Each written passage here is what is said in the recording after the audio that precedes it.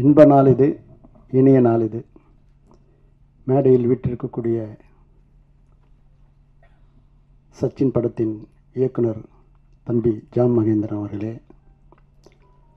அங்கிங்கெனாதபடி அகிலத்தையே தன் இசையால் ஆட்டி படைத்து கொண்டிருக்கும் தம்பி தேவி பிரசாத் அவர்களே, எனக்கு யார் படத்தில் முதல் பவுல்ராஜ் மாஸ்டர் தான் ஆனா மேலே அம்பாரி என்ற பாடலுக்கு நடனம் அமைத்தவர்.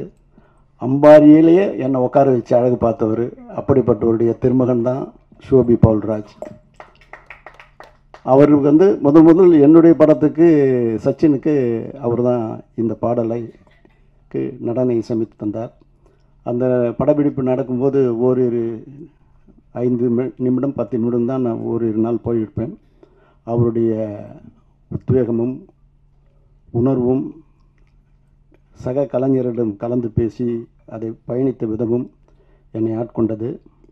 இந்த படம் முதல் எஸ்.ஏ. சந்திரசேகர் சார் எனக்கு இந்த படம் நீங்கள் பண்ணுன தம்பி வச்சுன்னு சொல்லும் பொழுது, நல்லா பீக்கில் இருக்கக்கூடிய தம்பி விஜய் அவர்கள் அவர்கிட்ட நிறைய கதைகள்லாம் சொல்லும்பொழுது, ஒரு தடவை அவருடைய படங்கள்லாம் தொடர்ந்து திருப்பாச்சி, மதுரை இந்த மாதிரி படம் வந்திருக்கும்போது ஒரு சின்ன சேஞ்சுக்காக நான் அவர்கிட்ட கலந்துரையாடும்போது, ஜான் மகேந்திரன் ஒரு கதை சொன்னான் தம்பி, குஷி மாதிரி இருக்கேன், கலகலன்னு போவோம், கேட்குறீங்களான்னு. ஏன் சார் கேட்குறீங்க, அனுப்புங்க சார் அப்படின்னுச்சு. சரின்னு ஜான் அனுப்பிச்சி வச்சேன். 1 ஹவர்லேயே அவர் அங்கேருந்து எனக்கு ஃபோன் வருது, சார் கலகலகலன்னு போகுது சார், இதை பண்ணலாம் சார் அப்படின்ட்டாரு. இப்படி ஒன்றும் தேவி ஸ்ரீ பிரசாத் பேர் சொன்னதும் தம்பி விஜய் தான், சோபி சொன்னதும் விஜய் தான். இப்படி ஒரு ஆக்கிரமித்த ஒரு படம் அது. இது படம் ரிலீஸ் ஆகும்போது நான் போஸ்ட் ஒட்டும் போதே இது ஏப்ரல் 14th வெளியிடுன்னே நான் விளம்பரப்படுத்திட்டேன். ஸோ சொல்ல அது கரெக்டாக இருக்குன்றதுக்காக தான் நான் ஏப்ரல் 14 2005 இந்த படத்தை அகிலமெங்கும் திரையிடப்பட்டேன். வாங்கின அத்தனை பேரும் பெரிய லெவலில் சம்பாதிச்சு கிட்டத்தட்ட 200 நாள் கடந்து இந்த படம் வெற்றி அடைஞ்சிது.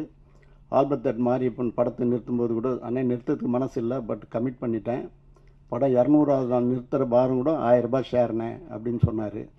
இதெல்லாம் மெட்டி படத்துக்குரிய ஒரு ஒரு ஒரு அடித்தளன்றது தான் இதை நான் சொல்ல முடியும்.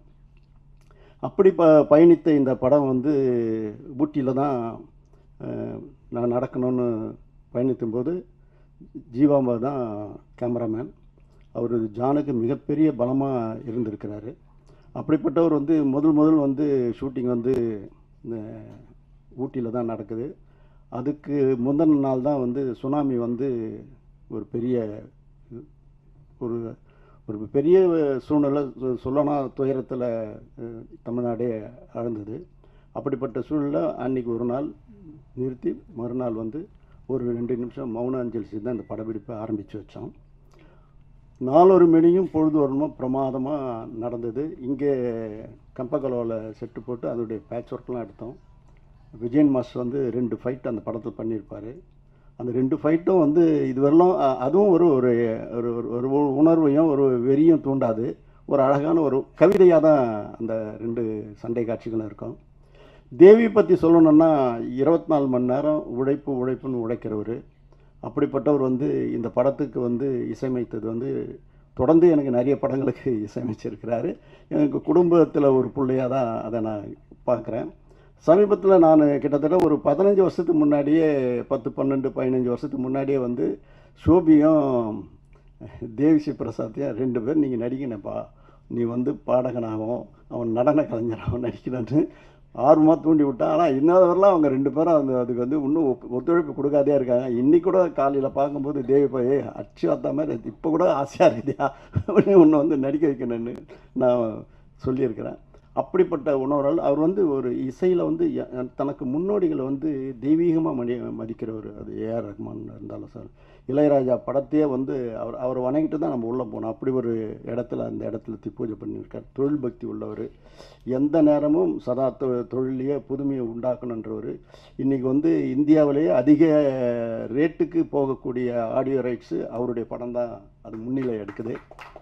அப்படிப்பட்டவர் வந்து இந்த படம் இவ்வளோ பிரமாதமாக போகுது, நான் இந்த படத்தை ரீரிலீஸ் பண்ணணும்னு முடிவு பண்ணும்போது இது வந்து எல்லா தேட்டர் ஓனரும் என்கிட்ட வந்து கம்பல் பண்ணுவாங்க. அண்ணே முக்கியமாக பார்த்தா ரோகிணி பன்னீர்செல்வம் வந்து அண்ணே எல்லாம் கேட்குறாங்கண்ணே, பசங்களாம் வந்து நீங்கள் உடனே சச்சின் ரீரிலீஸ் பண்ணுங்கண்ணே எல்லாம் கேட்குறாங்கண்ணே. ரீலீஸ் எங்கன்னா எல்லாம் ஒரு செய்தி வந்தால் கூட ரீலீஸ் பண்ணணும்னு எல்லாரும் கேட்க ஆரம்பித்தாங்க. எனக்கும் வந்து அதை இந்த நேரத்தில் இது பண்ணால் நல்லாயிருக்கும் அப்படின்னு சொல்லி தான் இதுவரைலாம் இப்போ சினிமா என்ன ட்ரெண்டில் இருக்குதோ அதுக்கேற்ற மாதிரி போகணும் தான் லிரிக் வீடியோ போட்டது, ட்ரெய்லர் போட்டது, போஸ்டர்ஸ் அமைச்சது. அதுக்குண்டான இன்றைக்கி வந்து சோஷியல் மீடியா எக்ஸார்டினரியாக வருது. அன்றைக்கி பண்ண விளம்பர செலவு விட இப்போ பண்ணுற விளம்பர செலவு கம்மியாக இருந்தால் கூட ஆனால் பூதாகரமாக எடுத்துன்னு போயிட்டாங்க அத்தனை இளைஞர்களும் இளைஞர்களும். அப்படி இந்த படத்தை வந்து கொண்டாடக்கூடிய அளவுக்கு மிகப்பெரிய அளவு. ரெண்டாவது நான் வந்து வந்து இந்த படத்தை ரிலீஸ் பண்ணிவிட்டு ரோகிணி தேட்டர் உள்ள நுழையிறேன். சத்தியமாக சொல்கிறேன், இந்த ஜனத்தை என் ஜென்மத்தில் பார்க்கல. அப்படி மிதக்குது ஜனங்க. அதை நீந்திக்கின்னு போகிறேன். என் பேர பசங்கள்லாம் கூப்பிட்டு போகிறதுக்கு செக்யூரிட்டியை கூப்பிட்டு அவனை கொஞ்சம் முன்னே அனுப்புங்களேன் அப்படின்னு இழுத்தும் போகிற அளவுக்கு ஜனத்திரல். அங்கே போகும்போது அந்த கையில் அவங்க கட்டி இந்த ரிஸ்ட்டை கட்டி அந்த லைட்டை காமிச்சு அவங்க ஆடுறதும் பாடுறதும் கொண்டாடுறதும் அந்த ஸ்க்ரீனுக்கு முன்னாடி போய் ஆடுறதும் தேவி ஸ்ரீ பிரசாத்தையும் தம்பி சோபியும் நினச்சி சந்தோஷப்படுறது இல்லாமல் அதில் வந்து விஜயினுடைய பங்களிப்பு இருக்குது. ஒரு மேனரிசம் அதை ஃப்ரேம் டு ஃப்ரேம் செதுக்கியிருக்கிறாங்க. சோபியும் சரி விஜய் தம்பியுடைய மேனரிசம் வந்து எக்ஸார்டினரி புது பாணியில் இருக்குது. இன்னைக்கு அதாவது அந்த படத்துக்கு ஒரு பெரிய மைல்ஸ்டோனாக அந்த பாடலும் அமைஞ்சது. அவ்வளோ பிரமாதமாக பண்ணியிருக்காங்க. படப்பிடிப்பில் தம்பி விஜய் கொடுத்த ஒத்துழைப்புலாம் ஒரு இடத்துல கேரவன் இருக்கும், அங்கேருந்து வரத்துக்கு லேட்டாகும்னு என் பையன் சொல்லுவான் பரந்தாமன். அப்பா அவர் வந்து குவாலிஸ் பக்கத்தில் நின்று லுங்கி கட்டின்னு ட்ரெஸ் சேஞ்ச் பண்ணார்ப்பா அப்படின்னு. இப்படி தயாரிப்பாளர்களுக்கு எந்தவித சிரமம் இல்லாமல் தயாரிப்பாளர்களை ஊக்குவித்து உயர்த்திய தலையாய நடிகரில் தம்பி விஜய் தலையானவர், சிறப்பானவர். அப்படிப்பட்ட அவருக்கு வந்து இந்த படத்தை வந்து இவ்வளோ பெரிய வெற்றி. அதே நேரத்தில் ரோகிணி தேட்ரு ரேவந்த் தம்பிக்கும் சரி, கமலா தேட்ரு சிதம்பரம் செட்டியாருடைய பேரன் விஷ்ணுவுக்கும் சரி இந்த நேரத்தில் நான் நன்றி சொல்லணும். இது இவ்வளோ பெருசாக எடுத்துன்னு போகிற அளவுக்கு அவங்களுடைய பங்களிப்பும் அதிகமாக இருந்தது. அதுக்கப்புறம் தேட்டரில் வந்து எடுக்க முடியாத அன்றைக்கி பார்த்தா கூட செவ்வாய் புதன்கிழமை கூட ஃபுல்லாக இருக்குதுன்னு சொல்கிறாங்க. அந்த மாதிரி ஒரு வரவேற்பு வந்து மக்கள் மத்தியில் மிகப்பெரிய வரவேற்பு பெற்றிருக்குது. இது வந்து இந்த படம் வந்து ரிலீஸ் வந்து ஒரு கூட படம் வந்தால் கூட நம்ம தள்ளி பண்ணணுன்றதான் நான் முடிவு பண்ணி 8 நாள் தள்ளி 9வது நாள் தான் இந்த படத்தை நான் பண்ணேன். அதுக்கு சில காரணங்கள்லாம் சொல்கிறாங்க. அது எந்த காரணமும் கிடையாது. ஒரே நேரத்தில் 2 படம் வருது, 4 படம் வருது. இந்த படம் வரும்போது கூட சந்திரமுகி மும்பை எக்ஸ்பிரஸோடு தான் வந்தது. ஒரே நேரத்தில் இன்னைக்கு இருக்கிற சினிமா வந்து அந்த ஹாலிடேஸை மிஸ் பண்ணக்கூடாதுன்னு சொல்லுவாங்க. ஆனால் இது வந்து 8 நாள் கழித்து தான் வந்தது. ஆக யாரும் அதை பற்றி தப்பாக நினைக்காதீங்க. நம்ம அந்த மாதிரி இடத்துல இல்லை.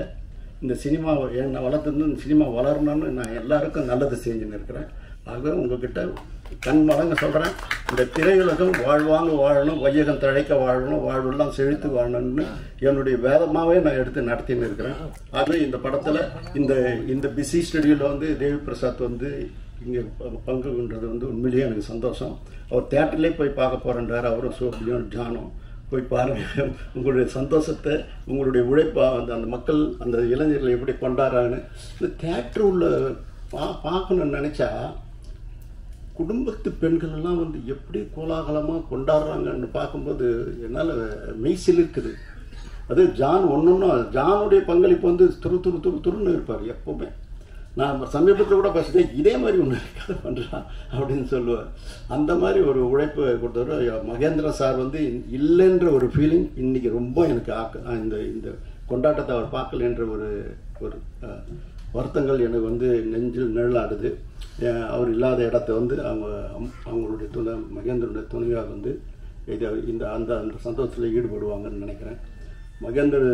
ஜானுடைய உழைப்புக்கு வந்து எல்லை இல்லாத பணி, மிக சிறப்பான முறையில் பணியாற்றினார்.